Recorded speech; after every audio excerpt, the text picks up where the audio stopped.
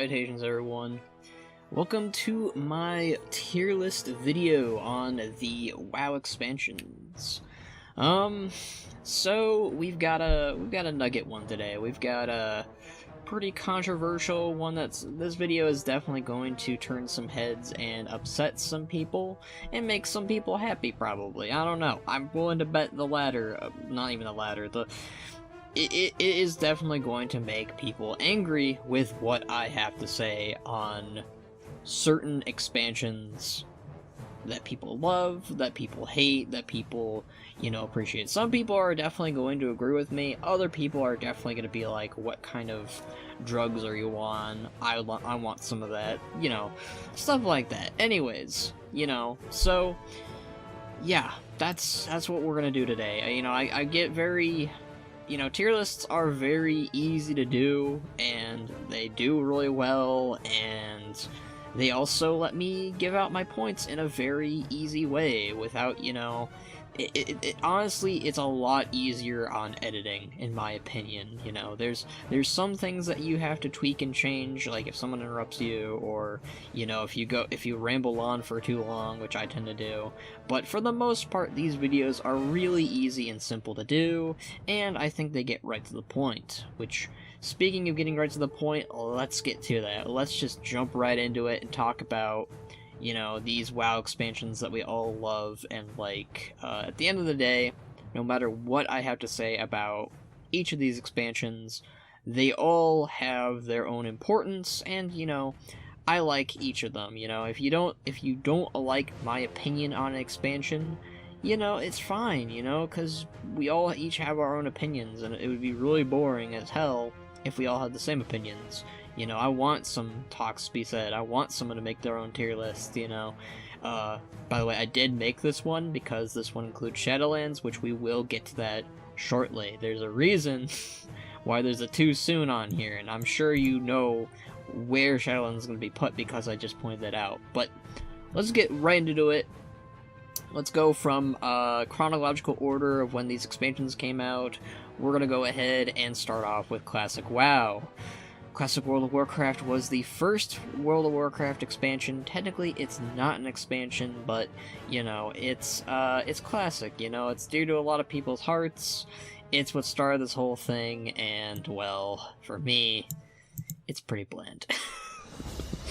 Like I said, this is gonna piss people off. This is gonna piss people off because of my opinions on, many of these expansions. Where to begin with Classic?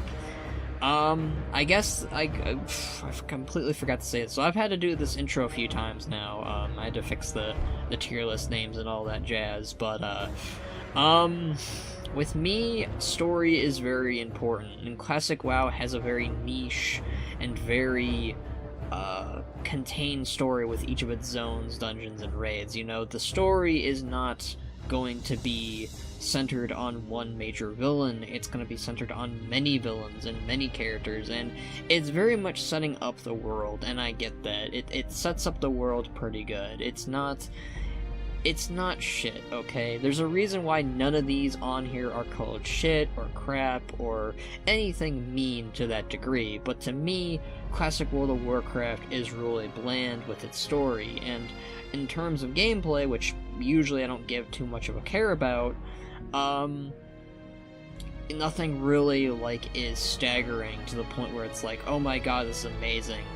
What I will give Classic WoW points towards is the fact that it makes the class trainers really important. I really loved when I leveled with my friend Box in Classic World of Warcraft very recently, about a year ago, in fact. We got to experience leveling our classes again, and I loved the class quests. In Legion, I really loved the return of that, and I loved how they did it. In Classic did a very good job of introducing your classes with these class quests. It made every class feel unique, and I will give it that. And that still exists today, in my opinion, although I think that, it's also the fact that all the specs feel the same in Classic, though. And, you know, the questing is it takes a very long time. You know, I get a lot of people say, oh, well, that's the point. It's supposed to be grindy. It's supposed to take a long time for you to get to level 1 to 60. And a lot of people like that aspect. I don't. I don't have the time to kill 60 mobs with my buddy over there, and for us to be punished for leveling together. I think that World of Warcraft definitely, as it evolved, it realized, hey, most people don't want to sit here and kill the same mob over and over again for one tooth or something, you know? So, for me, that's where Classic WoW really falls in its gameplay and stories aspects, you know? The world is very spread out, and for some people, they like that. For some people, they appreciate the grind, and for me, I just don't.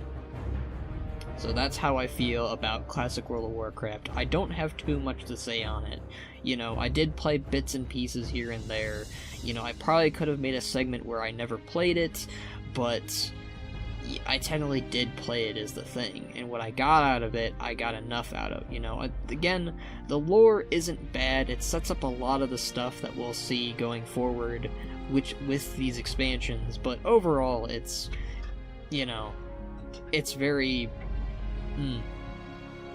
it's something, you know? It definitely doesn't fascinate me as other expansions will, as you'll tend to see when I go beyond this or whatever. So that's Classic WoW for me. I know it's gonna make some people upsetty spaghetti, but you know, it is my tier list, and you know, I'm not gonna censor myself on my opinions, and this might piss people off even further. Burning Crusade is also another bland expansion, at least to me.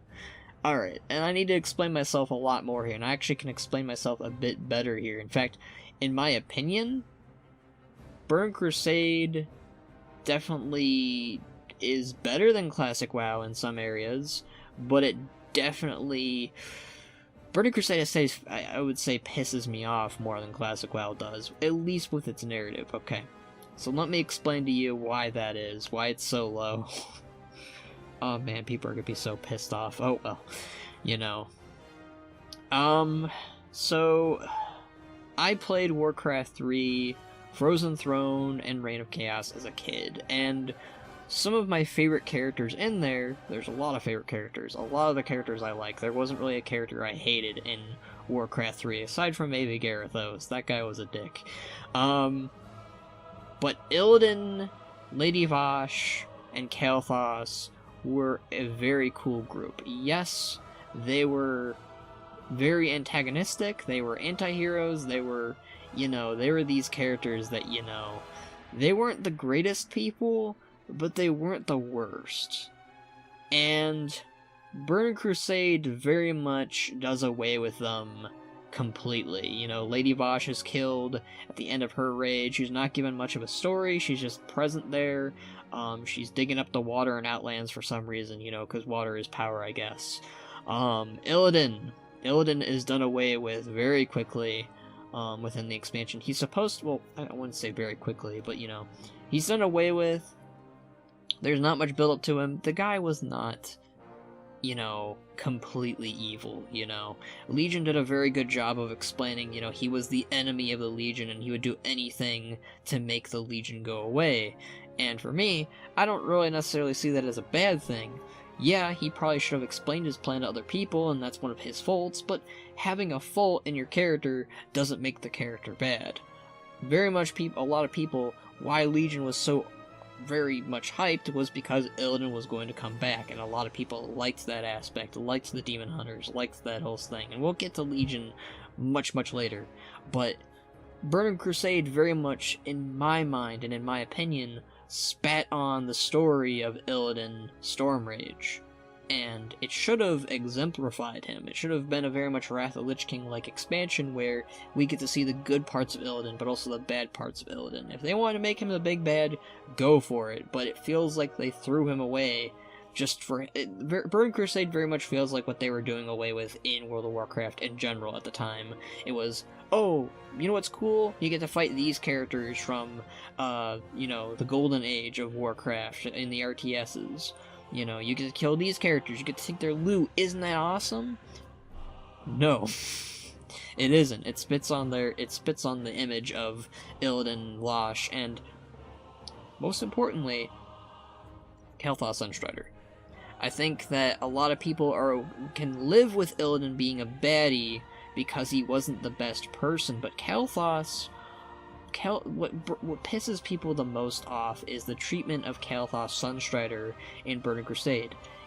Illidan, at the end of the day, was still very much fighting the Burning Legion. I mean, we didn't know that, but Kael'thas, on the other hand, joined them completely.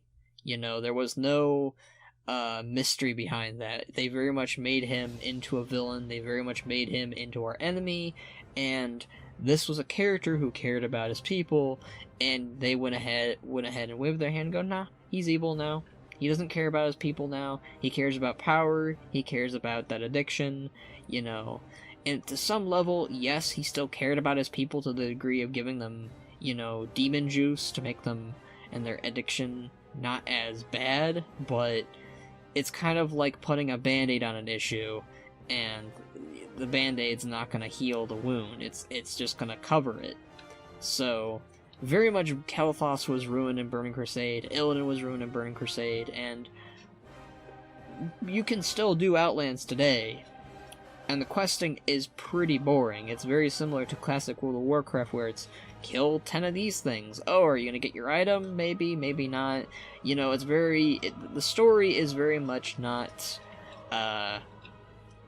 it's very much condensed in the same way that classic World of Warcraft was, with each of its zones, dungeons, and raids. It does have a somewhat overall story, but it's not as in-your-face as other expansions will be. And in my opinion, I think it's a much better narrative of the expansion when you actually have it shown in front of you, you know, told in front of you, with voice acting, with cinematics, with music, you know. I very much think that the world of Outlands is also very dreadful and ugly, and yes, Nagran and Terragar Forest and Zangarmarsh are very beautiful zones, and Blade Edge Mountain has Rexxar in it, cool, but overall the world of Outlands is very dreary, and it's ugly, and I you know, as somebody who likes the orcs to a very high degree, it's gross, I guess. You know, it's not the worst of the worst, but it's not a place that I'd want to spend a lot of time in. You know, the first zone you go in is Hellfire Peninsula. It's literally Durotar on fire, basically, and staring at nothing but red for, I don't know, it usually took me weeks back during Wrath of Lich King when I first leveled through the Burning Crusade stuff. It took a very long time to level back then, and that's another issue, again, with Classic and Burning Crusade. And I think Wrath of Lich King had a similar issue, but not to the same level or degree that these expansions did. You know, the leveling and the questing was not fun in my opinion. The world was not at its strongest. You know, I got tired of it really quickly. It's not a bad world, per instance. Like, I would love to go back to Outlands with the new engine and new graphics of today, because there's a lot that they can do with that they couldn't back then in 2007, but I very much got tired of the world very quickly, and I think one of the worst things that they did in the expansion was Illidan was supposed to be the main bad, and they went ahead and threw Kill Jaden randomly in the last minute. Like, there was somewhat of a build-up to Kill Jaden with the use of Kael'thas, but in my opinion, it wasn't the best. You know, I don't think that... I think that Kill Jaden is part of the problem that... I mean, it didn't initially start with him, but he was very much a surprise villain back then, and I didn't really like it that much. I think that Kill Jaden deserved way better of a build-up, and being flushed down the toilet like a sun... You know, he was flushed down the Sunwell like a toilet. It was embarrassing, to say the least, to see a villain like that done away like that. I think Burning Crusade is very much the, let's see what we can do with these characters and disappoint the fans. That's kind of how I see it. I think that Akama and Maiev were probably the best parts of the expansion. Oh, and it introduced Garrosh. the introduction of Garrosh was a good thing, in my opinion, to the story. It very much is a positive thing, and we see that continued going forward. I think that Burning Crusade's best part about it was the additional adding of Garrosh and the Magheart Orcs to the Horde. I did like that Thrall got to explore his Orcish heritage and see one of his relatives as grandmother. That was cool, but yeah, Outlands and Burning Crusade in general was disappointing. Oh, and it also did away with my buddy Zul'jin. It literally is the expansion that pisses me off. Alright, let's go ahead and start on talking about Wrath of Lich King. One of the greats. And it's not the best for a reason. I had to think about this for a little bit. Did I want to put it at the best with the others? With the other best? And, we'll get to that. I think you'll know who that the best is, but I mean, you might be surprised at the same time, too. But Wrath of Lich King, in my opinion, is the part where Blizzard got really good with its story and its narrative. The Scourge is one of the most threatening threats. Wow, that's some good wording right there. It is one of the most threatening out of all the threats on Azeroth. I actually felt like the Scourge was a menace. I actually felt like the Scourge was something to be afraid of. You had a lot of threats, honestly, that felt very real in Wrath of Lich King. It didn't feel like, oh, I'm the champion of Azeroth, I can just do away with this by smashing my hammer, by shooting my Heart of Azeroth, by, from so many levels and degrees, Wrath of Lich King felt like the moment you step foot on Northrend, you were in danger. And I love that. I love that about that expansion, It built on Garrosh as a character. It built on the return of Varian Wrynn as the king of the Alliance, who was missing because of Onyxia's shenanigans. The whole pre-event is just the Scourge coming at your front gates and just attacking your city, so much so that it forced the Alliance and Horde to work together briefly to fight the Scourge threat. And that's shown at the Wrathgate, which is one of the best. It's the first in-game cinematic, but it's still so impactful and so important to the story, even today in Shadowlands. It's such a great moment. The battle for the Undercity, Yogg-Saron.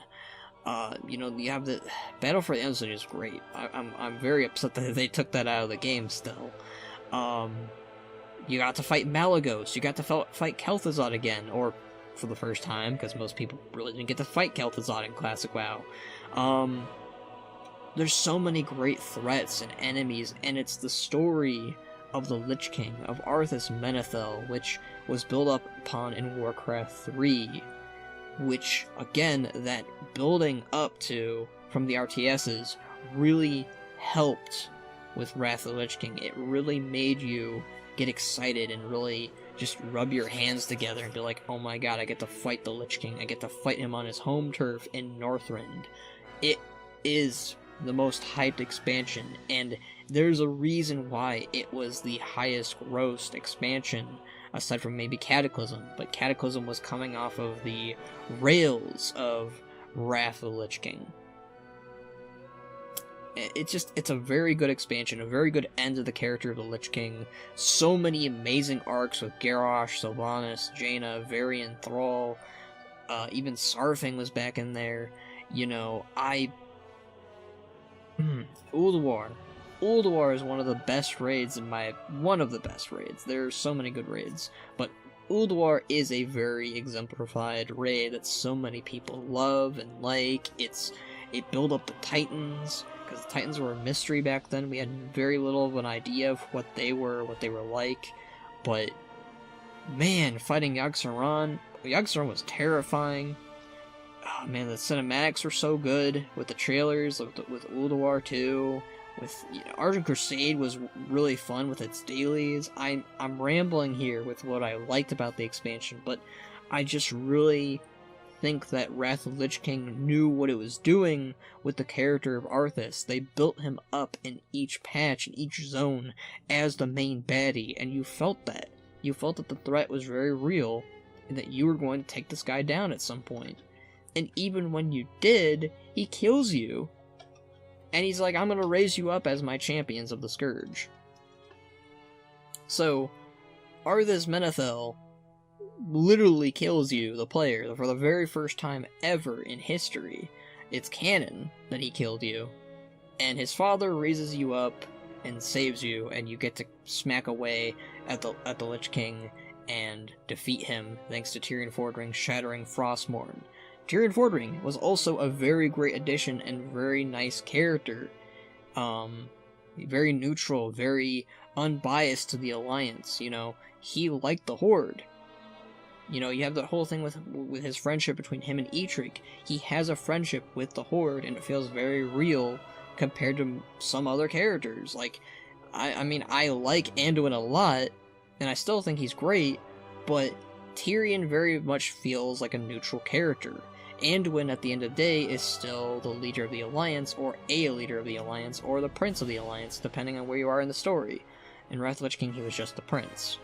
But Wrath of the Lich King it did so many beats really well with its story. It knew what it was doing with the character of Arthas Menethil, of the Lich King, and it also continued the legacy of the Lich King with its ending, which a lot of people liked and appreciate, which again is very recent with Shadowlands. It's, you know, those pieces that they put all the way back in 2009 or 2008 of Wrath of the Lich King are coming up in 2021 or 2020, whatever.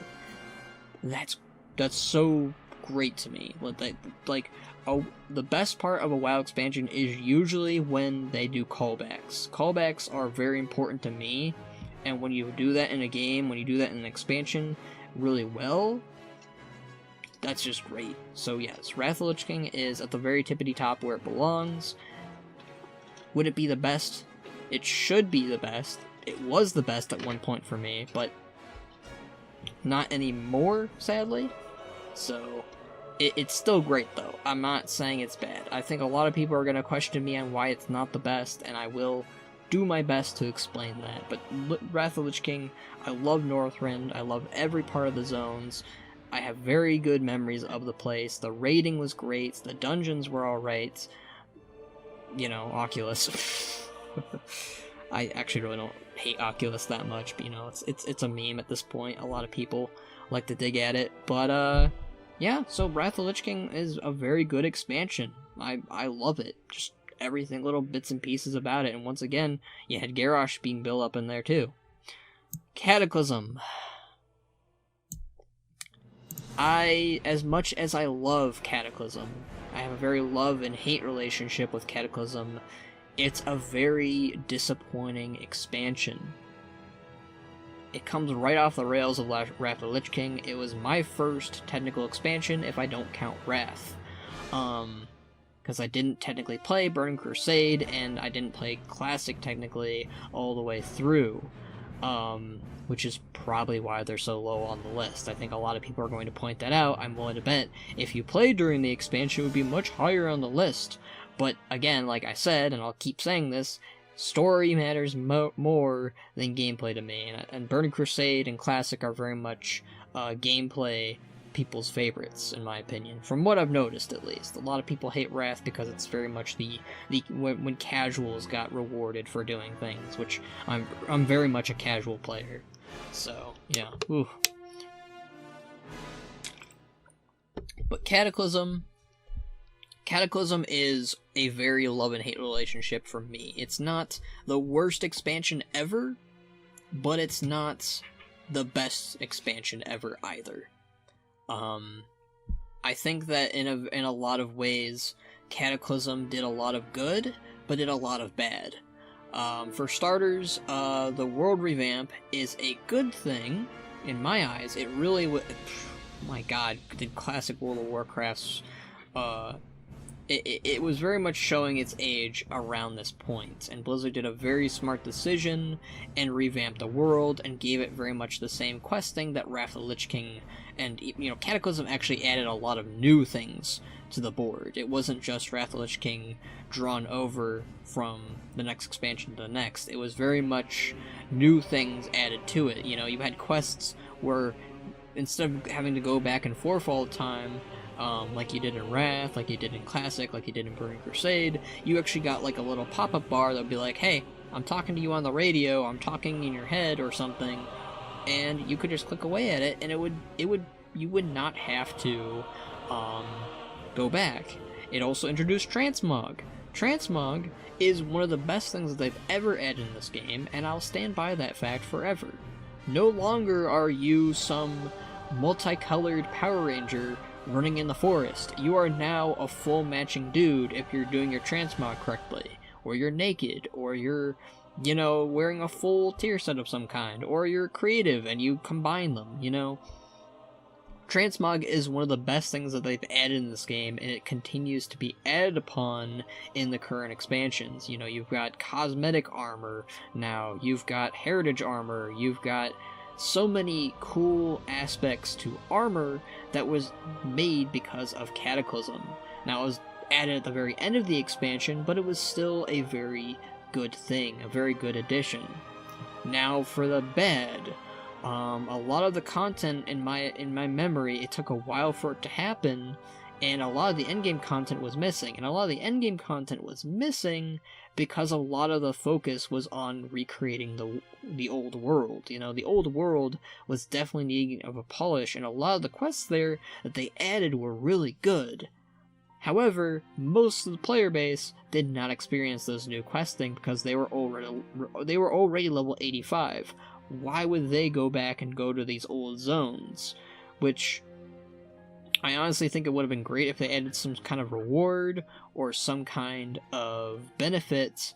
You know, if we had the leveling that we have now from BFA and Shadowlands, where you could basically just, you know, pick whatever expansion you wanted and go back and level it, it would have been nice if Cataclysm was like, hey, there's some threats going on here in Silver Pine Forest. The Banshee Queen needs your help. Go talk to her. And like, the thing about that I like about Cataclysm compared to the other expansions was it comes right after Wrath of the Lich King chronologically, and it acknowledges that in so many quests. You know, it very much is the Cataclysm era when the world was torn apart by this black dragon. And, you know, that's another problem with the expansion. Deathwing, as cool as he is, and honestly I love him to death, ha ha ha, he is a pretty underutilized villain, and also kind of boring at times. Despite the fact of being a metallic, molten, breathing dragon who can literally destroy the world in an instant, and, you know, it's cool whenever he showed up in those old worlds, or in every zone, honestly. He showed up in Oldham, I don't think he showed up in Vizier. I could be wrong about that. That would be cool, though, if he did. All I can imagine right now is him just in a little diving helmet, just swimming in Vizier and being like, make peace with the world and blah blah blah blah blah. You know, God, I didn't even talk about the races that they added in Burning Crusade and Cataclysm, but they were also pretty cool. I forgot to add that, you know, those were good additions to the game every time they add new races. But Deathwing was very much, underutilized and just kind of thrown in whenever, and it was upsetting because in Wrath of the Lich King they did a very good job of building up to the final villain of the expansion, and I guess that Blizzard tried to do that with some zones and some areas, but for the most part Deathwing was very much like I keep saying, he could have been utilized so much better, you know. I think that they really could have made Deathwing the next Lich King with building up to him as the final boss. And his final encounters in Dragon Soul, while interesting, you know, running along his back and then him becoming basically an old god hybrid, could have been done better too. A lot of the things I liked about the Lich King was, you know, he was throwing you off of the balcony of the Frozen Throne. He was, you know, killing you and raising you. He was creating plagues. He was knocking you off the platform, like I said, with multiple different ways. You know, he very much felt like a threat, while Deathwing felt more, I don't know the right wording here, but he didn't feel as threatening as he should have been.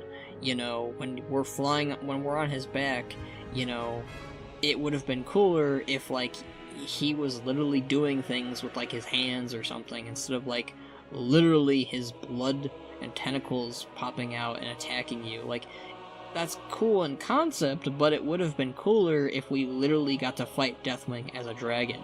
You know, maybe it should have been more along the lines of Stage 1, we fight him like any other dragon on the ground, Stage 2, we fight him in the air, and then Stage 3 would have been him as a, Old God hybrid. I honestly don't think the Old God hybrid was bad, per se, but I think that it could have been done better if they made you fight him more personally, because it felt like you were fighting more objects that were coming off of Deathwing than Deathwing himself.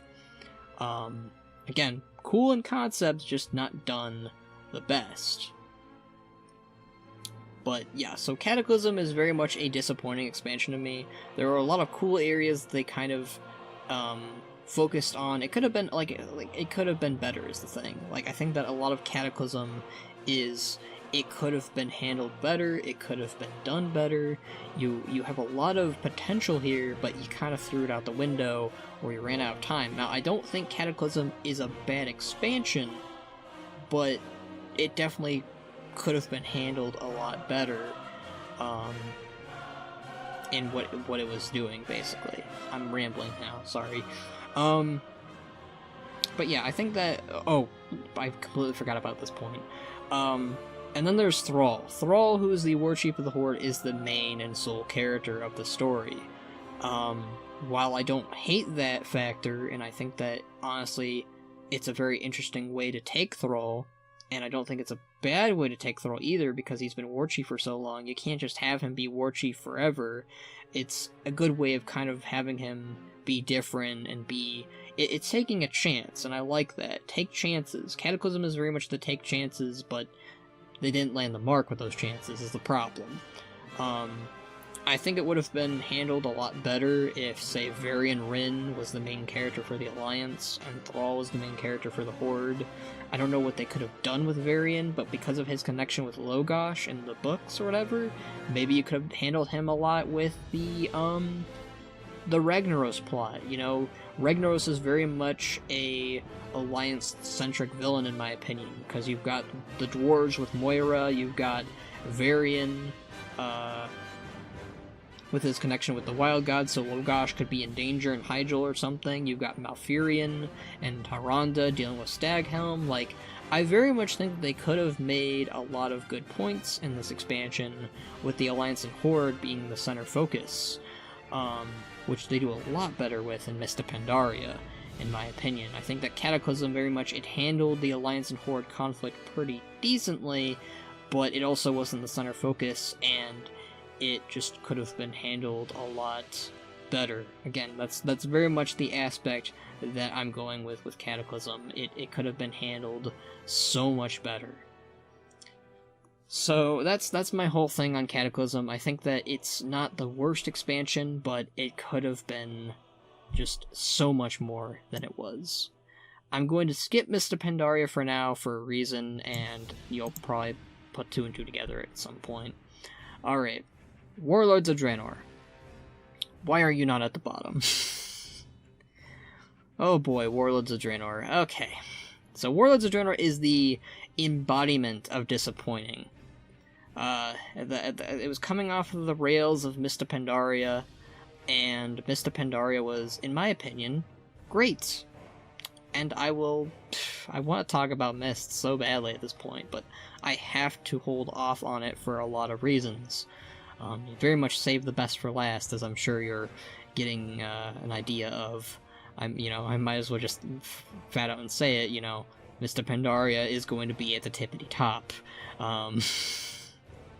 But I don't want to explain that right now. I don't want to. I want to save best for last, and Warlords of Draenor is very much not the best. I want it to be. I wish it was. I think a lot of us wish it was. But Warlords of Draenor was so disappointing. So you've got the new models coming in, which were very much needed at the time. The classic World of Warcraft models were very dated at this point. Honestly, they should have gotten revamped in Cataclysm, but I'm kind of glad they didn't, because the technology at the time was so much more advanced with Warlords of Draenor.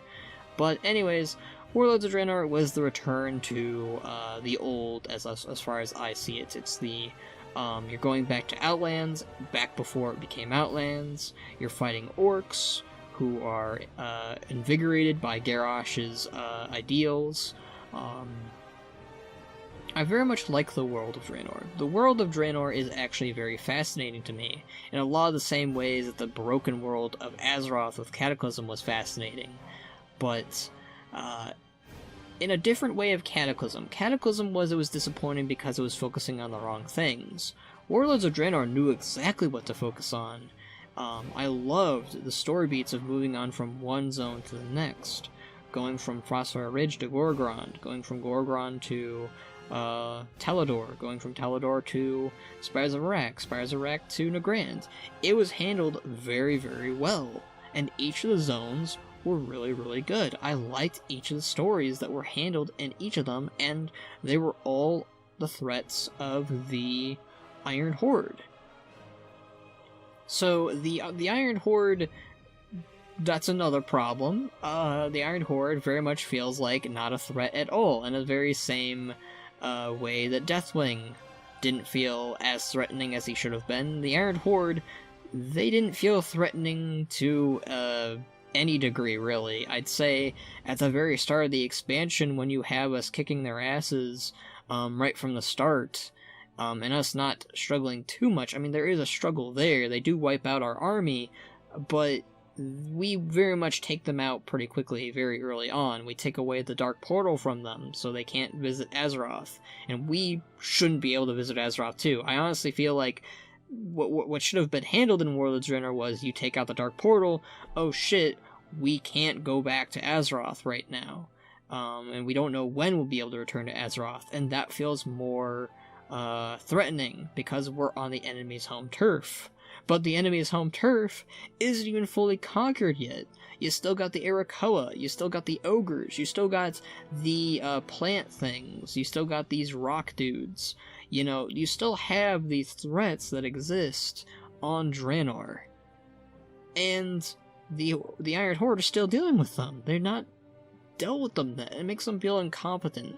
So the Iron Horde as a whole don't feel threatening. The Warlords could have been handled better too. You have Ner'zhul as a dungeon boss. The would-be Lich King becomes a dungeon boss. You don't even fight Grom. Durotan's our ally, so he's fine. Blackhand is probably the only warlord, in my opinion, done the best. Besides maybe Gul'dan, if you count him as a warlord. Gul'dan is amazing, by the way. Garrosh is done with early on, and we'll get to Garrosh in a bit. Garrosh, I haven't really talked too much about since Burning Crusade, actually, but we'll get to him in a bit. I'm trying to think if I missed any of the warlords.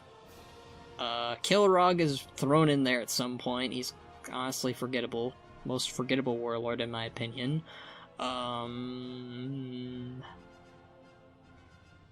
There's all... Oh my god, Kargath. Kargath has wasted potential. He was my favorite, and he was done away with as the first boss in Hyamul. What the hell? But I feel like with Warlords of Draenor, the easiest way to talk about it is Warlords of Draenor had very high hopes. It was very much a hyped expansion, despite being a time travel expansion, which... why? Time travel is probably the worst thing to do in any storytelling, unless you're Doctor Who, I guess.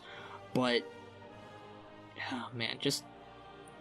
Warlords of Draenor cut its content. That's the blandest and most easiest way to say why the expansion failed. It was good until it stopped. I very much enjoyed the expansion from my leveling. You know, the intro was great. The outro with ending Garrosh with Thrall's Makara was amazing. And then poof. Where's the content? Oh, Apexis dailies. Oh, dungeon challenges, I guess. Mythics. Mythic dungeons. Cool. Is that it? You know, it's... Warlords of Draenor had the chance to be really amazing and really good, but for some weird reason, because they wanted to do yearly expansions, it flopped. And it is regarded by most people as one of the worst expansions ever.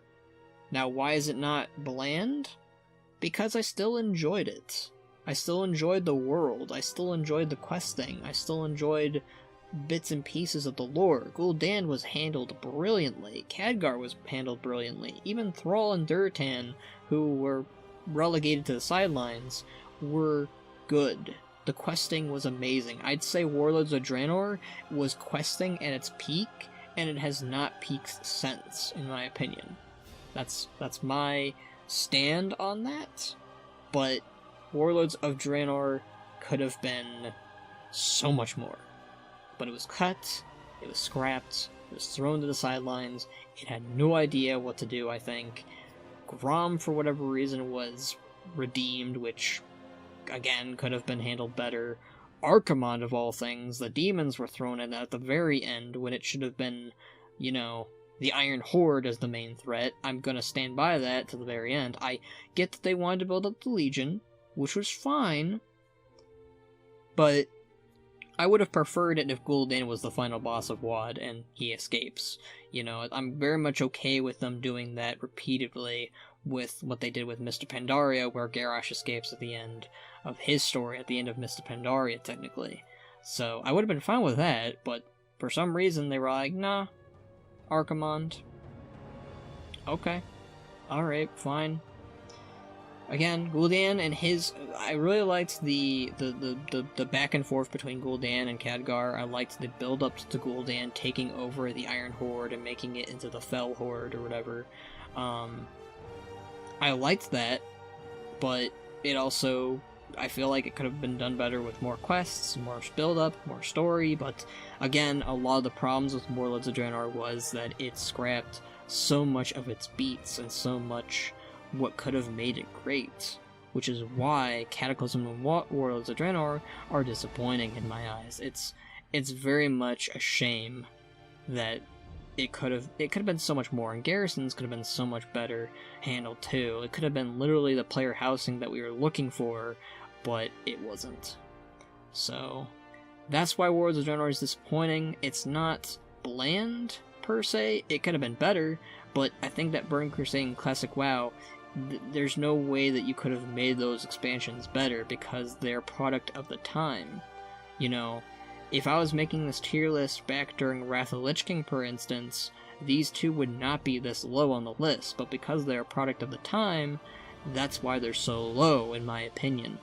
They could have been handled so much better, definitely in today's age, but... And for some people, they would say, you know, I'm wrong, these two are classics, I have no idea what I'm talking about, and I very much understand their points on that. I can't say that they're wrong, I can't say that they're right either, but, you know, that's what opinions are. So that's why Warlords of Draenor is this low and not super low, I guess, but it's not going to be high either, you know. It could have been, it really could have been handled so much better, and again, I'm not going to focus too much on the gameplay aspects. I know that the rating apparently was really good in WoD, but that doesn't do away with the scrap content that it did. A lot of lore, a lot of events that were going to happen in this expansion didn't. We were supposed to get a raid in Shattrath that were going to focus more on the whole, you know, where was Grom going as a character? Where was Gul'dan as a character? Why was Archimonde going to show up? You know, that was going to build up Shattrath, and it didn't. So, very much Warlords of Draenor. It has good parts in it, very much like Cataclysm does, but scrap content. No. Not good. Alright, so I'm going to move on and go up to Legion. Legion is a very decent expansion. Very good expansion, in fact. I think it has one of the best starts to an expansion. Even more so than WoD. WoD had good questing in it, but once you were done questing, it very much fell off flat on its face. With Legion, it was good from point the ending of the very start of the expansion was, okay, you got this broken shore, you got the legions coming in, you got them coming out and pouring in, and they are going to wreck your shit because our faction leaders are dead, which I will get to that point very shortly. Oh my god. But the start of the expansion is very good because it makes the Legion feel like a threat, unlike the Iron Horde. The Iron Horde did not feel like a threat. But with Legion, the demons feel threatening, they hurt us, they harm us, and we gotta stop them. And it makes you want to stop them, because you need to have this level of threat. It's what Wrath of the Lich King did really well, you know? You have the Wrath Gate where the Lich King beats our asses, and then, you know, Sylvanas and Putra shows up, and, well, Sylvanas doesn't show up, but, you know. You have that whole scene, though, where Arthas is very much a threat in your face and all that stuff. With Legion, it does that really well of building up Gul'dan, the demons, the demon masters, as this big, giant threat, this flood that is coming in on our planet and kicking our ass. And as you grow as your character with your artifact weapon, which is one of the best things that I think is one of the best things and one of the worst things that they included in the game, and I'll get to that also shortly too. I have a lot to say about Legion, surprisingly enough. I have a lot to say about this expansion. But you're building your character up, you're getting this artifact power, you're helping out on the Broken Isles, which I love the callback to that zone, I love the new additions to it. It's very much a good retcon. Legion is full of the good retcons, in my opinion, that other expansions tend to mess up a lot on when it comes to retcons. But Legion's chock full of really good retcons to the story with Illidan, with the story of the Legion, with the story of the Broken Isles. You have Maiev come back, you have the High Mountain introduced, the Nightborn introduced, which are one of my favorite elves they've ever added. You have Vol-Shara, which has one of the saddest things with Ysera. I cry every time. It made me really want to start raiding again, which I forgot to say anything about, but I raided in Wrath of the Lich King, and I stopped raiding in Cataclysm, and I hadn't raided seriously since Legion, and then I kind of stopped doing that after Nighthold, honestly. But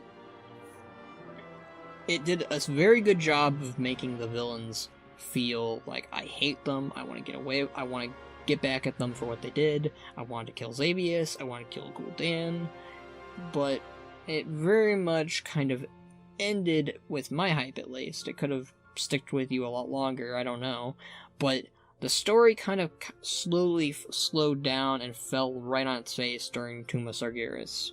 And again, I'll get to that in a bit, but I gotta talk about what I liked about the start of Legion first. So again, you get your artifact weapon. Artifact weapons are basically the new system that they added during Legion, where you get a very powerful weapon, you're very strong with it, it's a good thing. It's a good thing that you have it, because you're going to need it when you're fighting the Legion. Some of the weapons, in my opinion, should have never gone to the players, like the Ashbringer, like the Doomhammer, like the Frostmourne bits. Those weapons should have never gone to the player. Some weapons that are more lesser known, or they weren't really focused on too much as weapons, I guess, were fine. I personally love Titan Strike because I got a second pet as a hunter, for instance. It also did a lot of changes to the gameplay for every spec, for every class. Some good, some bad. Personally, I really loved what it did with Beastmaster Hunters, but there's a lot that I also hate that WoD did, so there's a lot of issues in between there, but I blame WoD more than Legion in that case, in that opinion. But yes, so Legion did a very good job with its gameplay systems, I'd say. Gameplay was really good, artifact weapons were really good, aside from the fact that, you know, certain weapons should have never gone to the players, and people will still whine and complain, oh, why is this person wielding this when I should be wielding it? No, you shouldn't be wielding the Doomhammer, that's Thrall's weapon, shut up. That's my opinion on that whole matter, just stop. The artifact weapons were great until they, you know, they got really, really attached to their weapons, and when they were told to let go of them, they whine and complain, and Blizzard doesn't know what to do with that. I think that Blizzard legitimately just is like, we're just gonna take these away from you. Sorry. It's a small issue with the community, I'd say, with artifact weapons, but I'm not gonna focus too much on artifact weapons here. But I think that, again, Legion really picks up in the beginning with the Broken Shore, with building up on your class halls, which I thought class halls were really good, actually. I really liked them. The only problems was that they threw factions right out the window along with it, which I didn't agree with at all. And you'll understand, I guess, a little bit why in Legion. Legion is very much it's a very mixed expansion for me. It's very good, but it's also very bad in some areas. But it was amazing gameplay-wise, so that's my whole piece on the gameplay stuff. I'm not going to focus too much on gameplay in this tier list making, because I'd be talking for hours, possibly. So I'm not going to talk too much about gameplay stuff, because I don't really understand gameplay stuff too well. Anyways, but with story. So with story, on why it was so good, like I said, it made the Legion feel like a threat, and then you also had the stuff in Suramar, and also the stuff with your class hall. Depending on your class hall, like if you were a Death Knight, you would have an amazing class hall experience.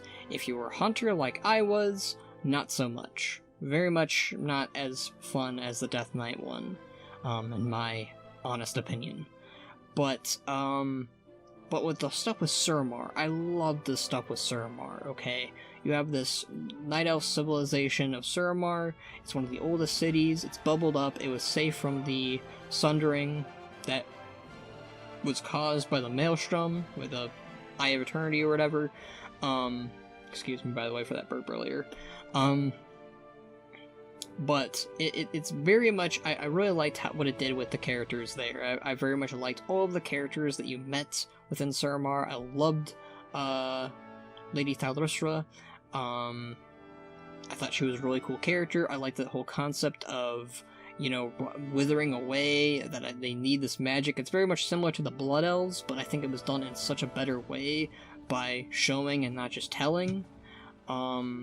And just like, I love rebellions. Rebellions are really cool when they're done well, and they did a really good job of, the Blood Elves and the High Elves and the Night Elves all teaming up with the Nightborn and taking on Elisand, who is very much a Ajara copy and paste, but done in a very interesting way, at least, one where she's doing this for her people and solely her people, and not just for herself, not just for power and glory and all that, but she's very much doing it for her people and a little bit for herself, for her own well-being and safety.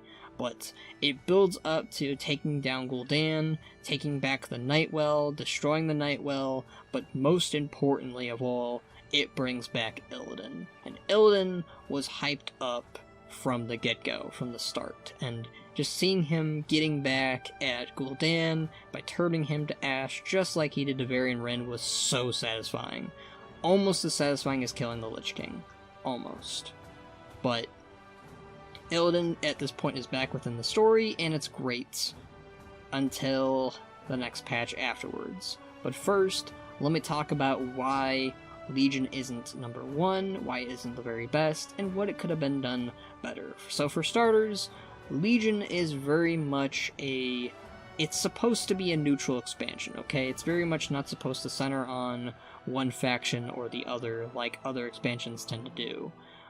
Some people tend to argue this and say that no expansion is focused on one faction, but I would have to disagree. And I guess it's kind of hypocritical to say this, I guess, whenever, the Horde is not in the center focus, but I'm not asking for the Horde to be in the center focus. I'm asking for the Horde to have a part in Legion, at the very least. At least in Cataclysm, they had a part to play. At least in War of the Draenor, they had a part to play. At least in Mist of Pandaria and Wrath of the Lich King, etc., they had a part to play. I feel like in Legion, it was the first time that the Horde felt left out. Because you have these cast of characters that they focused on in Legion. And I'm going to name them all who are the main focus from the top of my head. Khadgar, who's a human from the Sons of Lothar. He's very much not Alliance biased, but he's still a human and he feels Alliance themed. Velen, literally the leader of the Draenei, but he, for the most part, tries to be neutral. Illidan, not a part of any of the factions, so he's good, he's fine, he's golden, he's great. And he's not a part of the Alliance, he's not a part of the Horde, he's neutral. To the biggest degree ever, in my opinion. A little bit of Magni there, he's the former king of the Alliance, not the Alliance, the former king of the Dwarves, but he's now the Speaker of Azeroth, so, and after BFA, it very much feels like he's neutral, so I'll give them points there, I guess. He's neutral, but he was a former member of the Alliance, just kind of like Khadgar and, Velen's not a former member, he's still very much a member. Then you have Turalyon, very much an Alliance character. Even if he isn't a part of the Alliance during Legion, he very much still is the embodiment of the Alliance, as far as I'm concerned. And you got Illyria, who's also Alliance veteran. Again, big Alliance heroes, big Alliance names. They're not a part of the Alliance at this point. They're more aligned with the Light or the Void, but they are still Alliance-themed characters. I'm trying to think if there's any other characters. Maiev, I guess. Maiev is a Night Elf Warden. She usually was very much against the Alliance and Horde, and she was kind of like a chaotic neutral character, but at that point, she wasn't. I didn't see her as an Alliance character. Now BFA changes that, but all of these characters though are the center point and the main focus of Legion. And once you have that all set in mind, okay, that's cool and all. So where are the Horde neutral characters? When you made that whole, when I made that distinction, I was like, oh wow. Yeah, there's no Horde characters being focused on at this time. So, when I noticed that, I was like, huh, that kind of upsets me a little bit. And then when it's made worse, basically, when I continue to focus on this, because they never bring a Horde character to Argus, besides maybe Lady Yadrin, but she doesn't do anything. And in the Tomb of Sargeras, there is also no Horde present neutral character. I'm fine with all the Alliance neutral characters. I don't hate them, and I'm not saying that they're all Alliance, but they still feel Allianced. And there's plenty of Horde neutral characters that they could have focused on, and in my opinion, one of the best ones they should have focused on was Saurfang, because Saurfang was going to have a whole arc in BFA. It doesn't mean that he needs to be focused on a lot, but there was a whole situation of, okay, well, the Legion created the Horde. That's a big enemy for them. That's a big enemy for them to fight, and when you don't have a character representing them on Argus, or in the Tomb of Sargeras, or any of these places, it feels really hollow for a Horde player like myself. And it's made worse once you realize, oh yeah, they did away with Vol'jin, who just became Warchief in the same expansion, in a really pathetic way. Vol'jin was done so dirty and so bad in this expansion that they are slowly mending those pieces with the expansions that followed after this, with BFA and Shadowlands. So, these expansions, or rather this expansion, it feels like it tossed away the Horde in a lot of ways, in my opinion. It didn't feel like the Horde was present a lot in the story. The most that the Horde was present was during the start of the expansion, which is probably why I like the start so much, and I hate the middle. I hate the middle for a lot of reasons. I hate the middle because of the way it did with the campaigns, with the stories. It didn't know in my opinion, it didn't know what it was doing. With the character of Kil'jaeden. Kil'jaeden created the Lich King before Shadowlands changed a lot of it. He at least crowned the Lich King. At least a lot of these schemes, a lot of these plots, with Draenor, with the Horde, with the Lich King, with the Scourge, all that jazz, that was him. And in a lot of ways, I feel like the Orcs should have had a part to play in his demise, not just the Draenei. I get that the Draenei they definitely deserved it more. I'm not saying that they didn't. But what I'm saying is the Orcs should have had a part to play in it. And it's upsetting that they didn't. And that's my main reason why Legion's upsetting to me. It also had a very random end villain, in my opinion, of Argus, the planet of the Legion. I think that it should have been Kil'jaeden instead, or Kil'jaeden and Archimonde with a little bit of Sargeras flavored in there somehow. But, I mean, I get what they were trying to go for, at least with Argus. He was supposed to be kind of like a mind-controlled titan that was, like, kind of like the hand of Sargeras in a lot of ways, but it just didn't feel satisfying as Gul'dan did, or the Lich King, or Deathwing, or Garrosh. I mean, Archimonde didn't feel satisfying either, but he wasn't built upon either. And it's one of those things that Blizzard started to do more of after Warlords of Draenor with a surprise villain at the end, and that was just shit. I liked the introduction of the Demon Hunters, very much the same way that I liked the introduction of the Death Knights. But yes, so Legion, in a lot of ways, it's goofed up right after the start of the expansion. It was okay at the end. It wasn't bad by any means. I liked the return of Turalyon and Illyria until they joined the Alliance. Mostly because they didn't really do anything after they joined the Alliance, but also, you know, Horde biased at its point, you know, I'm Horde first. But yeah, so Legion, what I don't like about Legion was that yes, I get that it was supposed to be a class-centric expansion, but it felt very much like it was going against that at times, with, like I said, with just making these Alliance-themed characters feel more at the centerpiece, at the point. I get that they were supposed to be neutral, but I really would have liked it if the Horde and the Orcs in general got a chance at least taking out Kil'jaeden, like being present, getting to say something, being like, haha, finally the Deceiver is dead, our ancestors can now be at peace, or something, you know, just something like that. But again, Legion isn't a bad expansion by any means. It has a lot of good going for it, but it also has a lot of bad against it, which is why it's not at the very top, but it's not at the very bottom either. It's kind of like in the middle, but not at the very, very middle like these two are. Okay. Now for the big one. BFA. I'm putting it there. I'm putting it there. I know a lot of people are pissed off about that decision, and I'll explain. I'll explain why. I liked BFA. I liked the story beats. I liked the Sarfing arc. I liked the Jaina arc. I liked bits and pieces of the Visions of N'Zoth part, and then I kind of got pissed off at the end.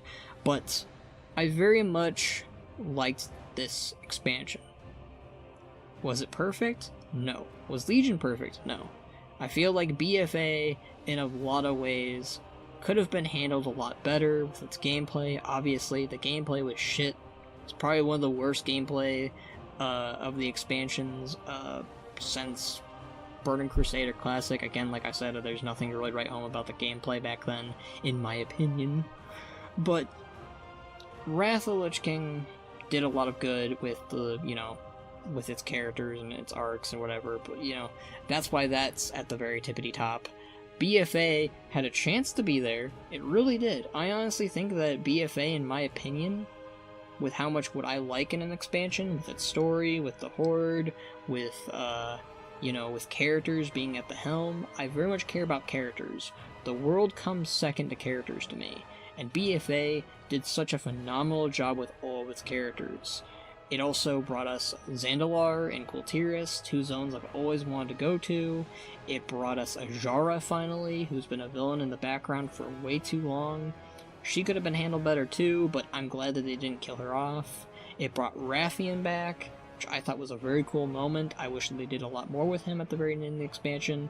And I really loved the Sarfing arc. The Sarfing arc, in my opinion, was really, really good, where it had an old soldier who regretted war, was tired of it, had to deal with the consequences of war, had to deal with them, and had to repair them.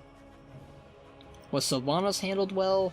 I don't think so, but at the same time, a lot of my issues with Sylvanas as a whole started in Legion, and they blended it over into BFA, and they were made worse in BFA. I don't think Sylvanas ever should have been Warchief in my... I'm going to say that a lot, in my opinion, but you know, that's that whole beat, that's that whole bit, you know. I think that a lot of the issues with BFA was, 1, the rebellion against Sylvanas should have happened sooner. 2, it focused on way too many stories all at once, with Old Gods, with the Horde Alliance conflict, with Ajara, with, you know, the sword in Sargeras, the sword that Sargeras stabbed in Legion, which, by the way, I forgot to mention that during my Legion bit, but that was a phenomenal ending to the expansion. The cinematic, by the way. The cinematic in Legion was really, really well handled. Like, I'd say that's probably one of the best endings to any expansion, probably. I really liked it. Anyways, but with BFA, I think that it knew what it wanted to do with some of the characters, but I also think it had a lot of issues with getting there. Like I said, I think that it focused on way too many things all at once. Again, I liked what it focused on with the Alliance. I think that my favorite patches in order for BFA would be 8.1 being my most favorite, 8.2.5 being my second favorite. Yes, the 0.5 patches count in my opinion, with the whole Sarfing ending. Again, Sarfing, I feel like the main reason why this expansion is so high up here is just with what it does with its characters, especially with Sarfing and Jaina. Finally, with Jaina's character, you have her finally confront this past of hers where she teamed up with the Horde to stop her father from ending the Horde. She didn't really do much there, but she stood aside, and the Alliance, or rather the Kultirans, never forgot that. And her finally getting to confront those old wounds and mend them shaped her into a better person. And then you finally have the Horde, like Bane, confront her and go, look, we're messing up big time here, and the Horde is not the same with Sylvanas at the helm. We need to stop her at any cost. I really liked these arcs and stories and the stuff that they did with the characters. Now, if I was a gameplay person, I would put it right at the bottom here. If I was, if this expansion ended at 8.2.5, it probably would have been that very good for me. But it's not. I think that the worst thing that Battle for Azeroth did was not its gameplay, because I'm not a gameplay person. It's not how it handled the faction war. Yes, it could have been handled a lot better. It wasn't the best. There's a lot of times where Mista Pandaria obviously showed which was better at handling a faction war than BFA did, but I liked what it did with what stories it did have to tell. With the Zandalari, with the Kultirans, I really liked the new characters that they added. I loved the allied races. I loved the addition of heritage armor. Bringing Thrall back was one of the best moments of the, well, not the best moments, but it was a good moment to bring him back. You had Rexxar come back, which you know me and my Rexxar love. Every time Rexxar shows up in an expansion, I get giddy and happy. But yeah. So, what made BFA not very good, or the best, where it could have been, was just how it handled so many stories at once, but also the main reason why it didn't beat Legion, which is why Legion and BFA are neck and neck for me. Legion, what ruined Legion for me was Tomb of Sargeras, with what it handled with, the stories there, and, also the Horde's absence. But with BFA, it was with what it handled with N'Zoth, with the Old Gods. I honestly feel like if they did N'Zoth, I feel like what they should have done with N'Zoth, I guess, was that rather than doing Shadowlands, I would have done the Black Empire as the follow-up to BFA. And that BFA should have concluded with Sylvanas as the final boss and her getting away, and then showing up to do Shadowlands and expansion later. I really think that they didn't. I think the main problem was BFA was supposed to be a Void expansion for some reason, and because they focused on the faction war, because they focused on Ajara, because they focused on so many things all at once, when it was finally time to get to N'Zoth, it was the end of the expansion, and it was like, well, time to get rid of N'Zoth. I honestly think that 8.3 could have been handled so much better if it was building up to the next expansion. Because what I like about Legion was that Legion hyped up BFA in a lot of ways. And I was so excited for Battle for Azeroth. More excited than Legion, honestly. But it in a lot of similar ways to Warlords of Draenor, it fell up on its face. But it fell up on its face after 8.2.5. I think that's when the story started to get a little jagged and just not as fun as, say, the Sarfing arc was. The Sarfing arc is what made BFA for me.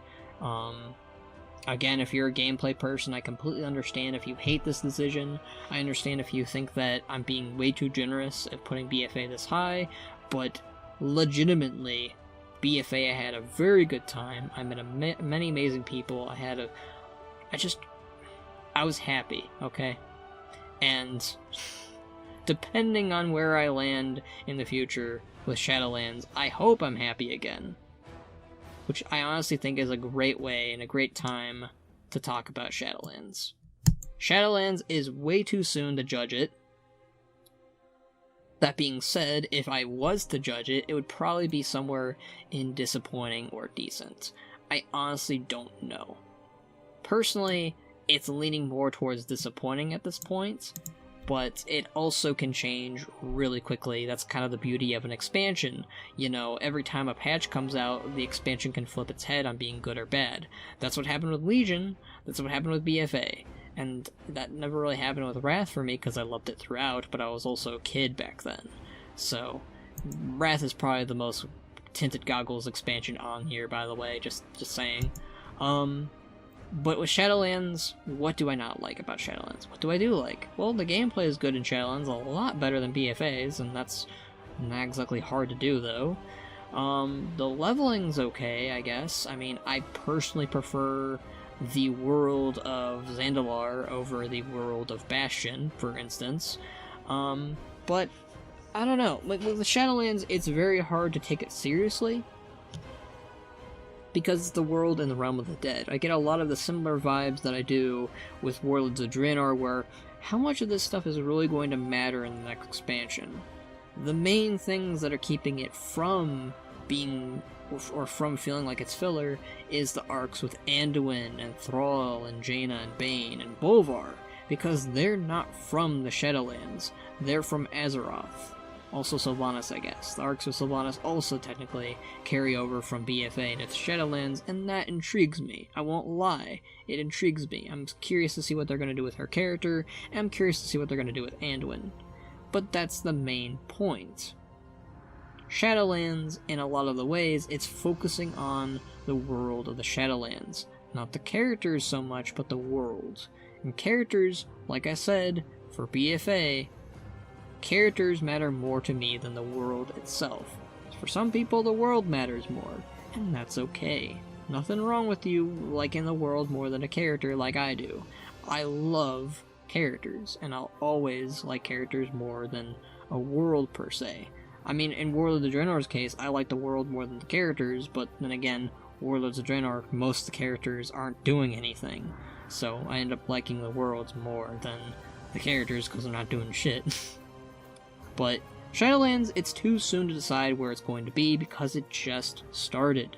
I feel I'd be very unfair, I'd be very biased if I went ahead and said anything about it yet. So for now, it's going to be in the too soon category. What I said already about it, the gameplay is good, I feel like the story can get good, it just needs time to develop. The Jailer sucks, by the way. I honestly think the Jailer is probably one of the weakest main villains they've ever created. Worse than Deathwing, worse than Archimonde. Well, maybe not worse than Archimonde. That's being a little too mean. Archimonde's probably the worst villain, in all honesty. N'Zoth isn't bad. Actually, would Argus be the worst? Argus I don't care about. The Archimonde, I don't know, that's hard to say. That's a tier list on its own. Maybe I'll get to a point. But, the Jailer is very much a bland villain at this point. Maybe he'll get better, maybe he'll get worse, maybe he'll remain the same, but like I said, it's too soon to decide where this expansion is supposed to go, where it's supposed to be. I very much hope that Shadowlands will be a very good expansion, but if it isn't, it isn't. You know, I'm not gonna sit over here and go, oh shit, this expansion's bad. Wow, I lost my train of thought there. My bad. Shit. That's what happens when you do long-ass tier lists, friends. Don't do these. Don't do long-ass tier lists. I mean, this isn't really a long tier list video. I'm probably in the bet it's going to be more like an hour. But yeah, like I said, I think that Shadowlands is going to be, it can be good, it can be bad. I don't know where it will be at this point, but with BlizzCon coming up, I'm sure that it can rise up. I honestly feel, in my own honest opinion as it stands right now, yes, right now where it would be in disappointing, but I also think that it can be very good, it can be decent. I honestly think it's more likely going to land in decent, but at the very end of the expansion, but who knows? If it can end up somehow trumping, if it can trump Wrath of the Lich King somehow, which I doubt it, and trumping Mists of Pandaria, which we'll be getting to very shortly. I'm very sorry that I keep saying very shortly, but we are going to talk about it very soon. But yeah, so I think that very much that Shadowlands, it can land on its feet. It can get good. It can get better. It has that potential because it's not finished yet. And that's the best part about it. It's not done, which means it can do so many things. But let's talk about why Mists of Pandaria is the best expansion. Why does it beat all of these expansions, and why I feel this way. So Mists of Pandaria. Mists of Pandaria had a pretty rough start to it, not gonna lie. A lot of people hated on it, a lot of people thought the pandas were stupid, a lot of people thought that this was a joke. But it turned out to not be a joke. I liked Mists of Pandaria from the get-go. I never hated the Pandaren. I actually was wondering where the hell they were because I was a big fan of Chen Stormstead as a kid with the founding of Durotar. I always thought they were cool. I always liked them. They're drunk pandas that kick ass. Like, okay. I mean, I guess it's that whole stigma on furries, which, you know, I'm not a furry, but, you know, I don't know, like, I never really got bothered whenever an anamorphic person is in front of me, I guess, or a character, because I grew up on a lot of shows with those types of characters. As long as you don't sexualize them, you're not gonna get that stigma, in my opinion, I guess, from me at least. You know, if you go over here and go like, oh man, look at this furry, he's so sexy, I'll be like, what the fuck? But yeah, so Mists of Pandaria had a lot of stigma against it for the pandas, but personally, the world was amazing, the story was amazing, I loved the characters, I loved the arcs, I was having fun from point A to point Z. Why does that beat Wrath? Why does that beat Wrath? I'll tell you why it beats Wrath. So back in the day, when I was like, alright, what's my favorite expansion? I would have been more along the lines of this. It would have been more along the lines of that, okay? It would have been Wrath would have beaten Mists, and I would have been content with that. I think you would have been content with that too. But let me talk on why. So, for a while now, I was thinking about it. I was like, oh man, I really miss Mists of Pandaria. I don't feel that way about Wrath anymore. I miss Wrath. It's not one of those things where I don't long for the days of old with Wrath. I can't wait till Wrath Classic. It's probably going to be the only Classic expansion that I'll play, because I don't have any interest in playing Classic or Burning Crusade. But Wrath is my baby. I love it. But I was thinking, like I said, I was thinking about it. I was like, okay, man, I really miss Mists of Pandaria. Why don't I feel the same way or level of missing Wrath of the Lich King? I just didn't.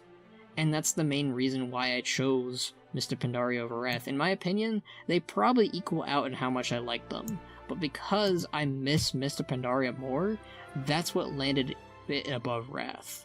In my most humblest of opinions.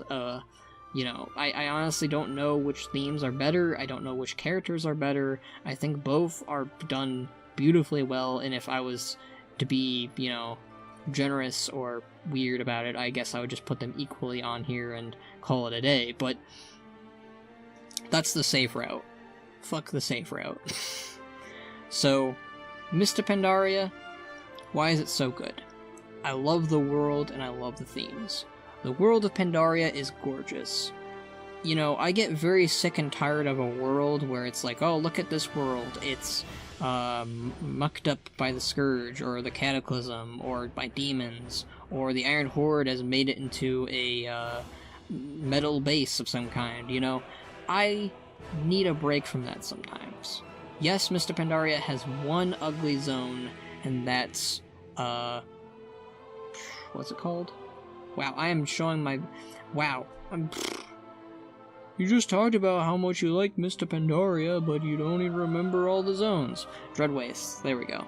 I had to think about it, because Dread Waste is my least favorite zone in Mr. Pandaria, but I also really love it because it shows the damage of the Shah, and I love that, because you have this whole beautiful, great nations, great world that's known as Pandaria, and there's one small area where it's messed up, and it shows you what the Shah are capable of, and that's what I like about it. Townlong Steppes is basically what Dread Waste used to look like. That's the best way of looking at it, because when you cross over to the Dread Wastes, you see a little inkling of the Townlong Steppes in there, and I think that's a great way to transition in of that. The Townlong Steppes was like this big ol' area behind the wall where the Yongle used to live and the Mantid used to live behind the wall or whatever, but I love the world. The world of Pandaria is great. It feels majestic, it feels real, it feels like a place that I would want to live legitimately. The Pandaren are very nice and kind people. That doesn't make them bad. The Shadowpan, in fact, make them appear more badass, because the more generic Pandaren are just friendly and nice, and they just want to have a beer with you, or have some tea, or, you know, they want to do some kung fu fighting, you know?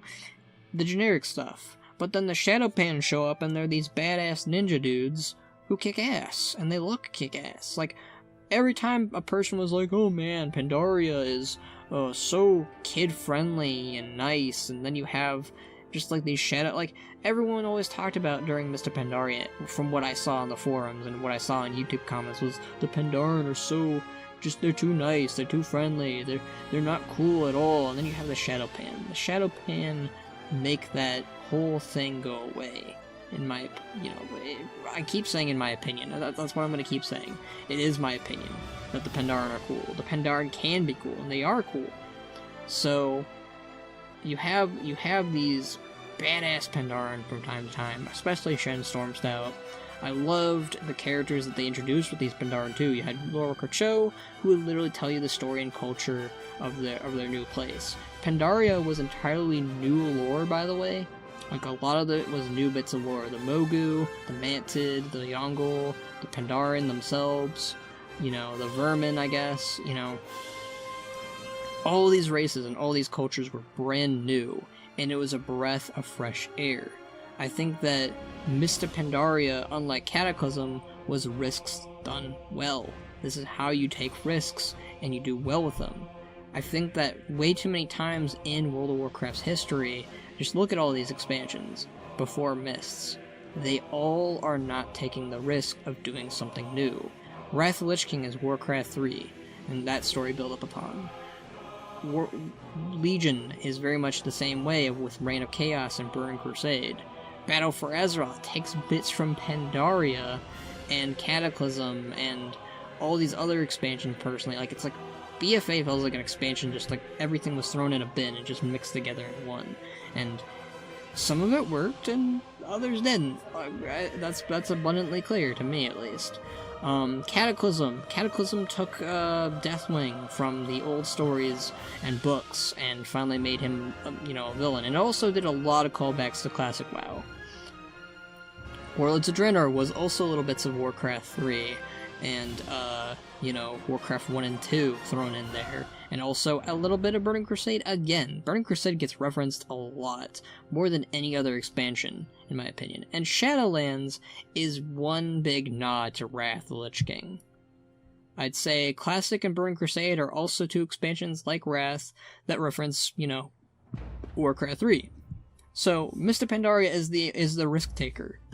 It focuses on the Alliance and Horde at war on this new continent of Pandaria, which has been uncovered thanks to the Cataclysm, which is a nice nod to the Cataclysm, like a nice little carryover from that expansion to the next, which is what I always like.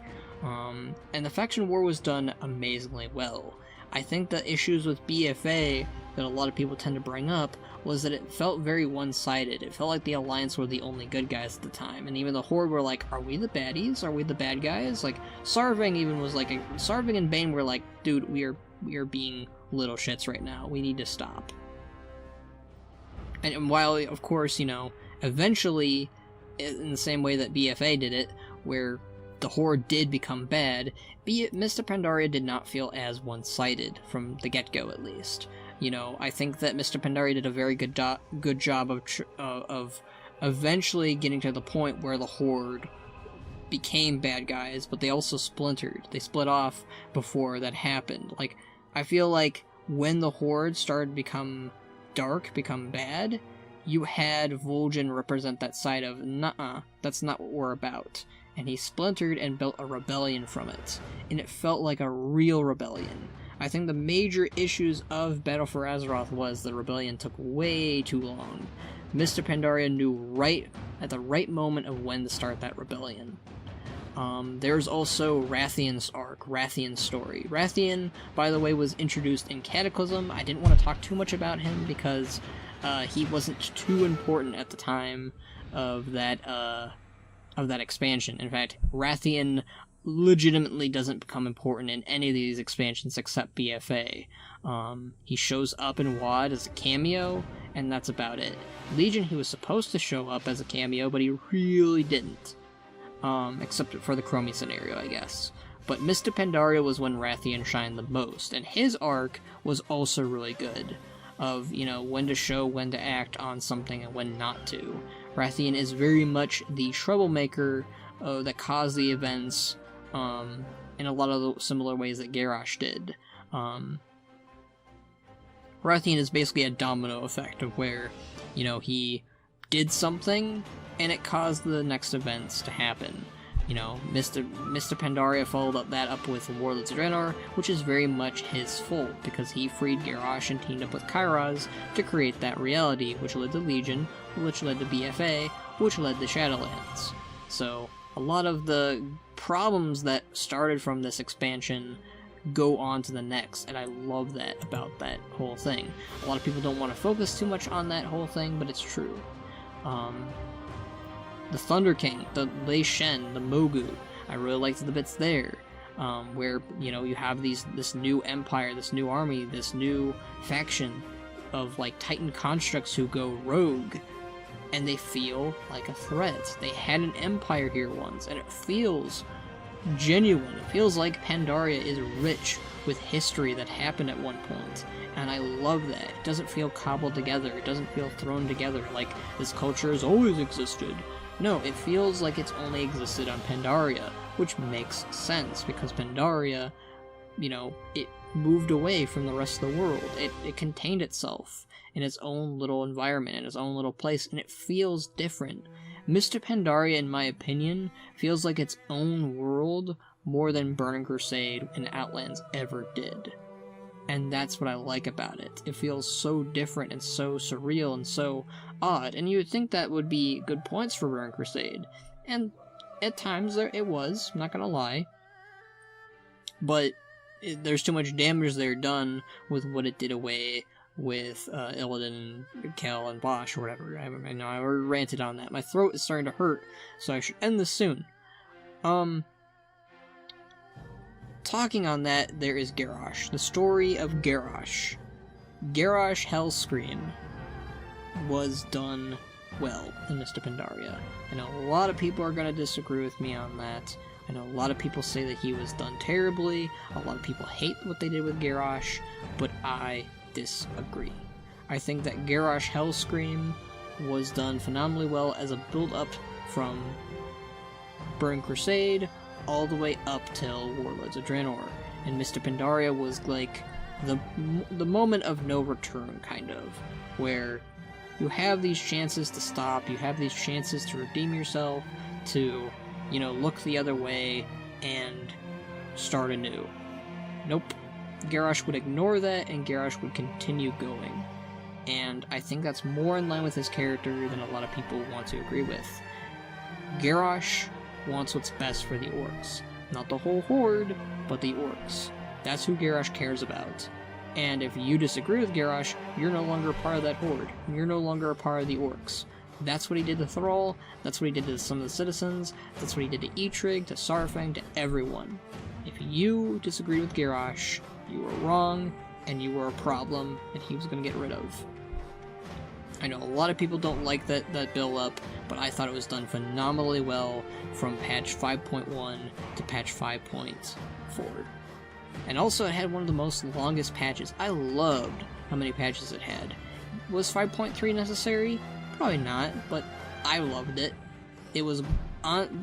I think another thing that I keep forgetting about was I'm a role player. I role play in World of Warcraft. I have a lot of fun doing it. It's a really fun thing to do. Is it my main thing that I do? No. But it used to be. And Mr. Pandaria was when that was.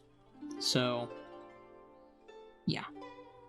I could ramble on forever on why Mr. Pandaria was so good. I love the rating, I love the gameplay, I love the story. The story at this point was at its peak. So many great callbacks to other stories before Mr. Pandaria.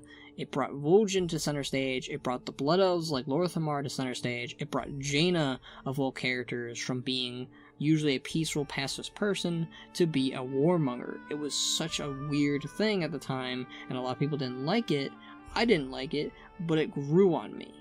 Mr. Pandaria is just one of those expansions where it's different, but it's okay that it's different, and it's amazing that it's different. And I'm legitimately happy we got it. I hate how much negativity it gets. I hate how much people tend to, just dunk on it, but it was legitimately my favorite expansion. It was the time that I had the most fun, the time that I had the most friends. It was a time where I felt so happy and so content. I don't feel that way anymore that I did in Shadowlands or in Warlegion or even BFA. As much as I like BFA, I never got as happy as I did during Mists. Mist had all the right moments to it that made me feel really good and made me feel really passionate about the game. But I think that's all I'm going to really have to say. I'm sorry if I didn't say anything too clearly. I'm sorry that if I made you upset at any given point during this. If I ever need to clear things up that I didn't explain too much on, that I forgot, please go ahead and do so in the comments. But yeah, that was my tier list. Mr. Pandaria being the best, Wrath Lich King being very, very good, Legion and BFA being decent, Cataclysm and WoD being disappointing, Shadowlands is way too soon to judge, and Classic and Burning Crusade are bland. I feel like these two expansions are going to be the ones that piss people off the most, more than me putting BFA in decent. In fact, I'm pretty sure most people are going to yell that I put BFA above these expansions, legitimately. But whatever, I'll stand on my hill and I'll get shot, If it's one of those things, it's one of those things. But thank you for watching me, thank you for hearing me out. If you didn't like this video, I guess, dislike it. I'm willing to bet that's going to happen regardless. But if you liked my opinions and you agree with them, like the video and say what your tier list video is. Even if you didn't like this video, go ahead and tell me what your tier list would be, because we're all going to have different opinions on what our favorite expansions are and where they would be. So, go ahead and say this. Go ahead and do this. Whenever Shadowlands is over and done, the expansion's done, I might come back and redo this, or I'll just talk about Shadowlands in general as its own little thing. Probably going to be that one. I don't feel like redoing a tier list video. Maybe in a decade or so, maybe, at most. But, yeah, so, I hope you guys liked this video, and, yeah, Mr. Pandaria, you the best. You the best expansion.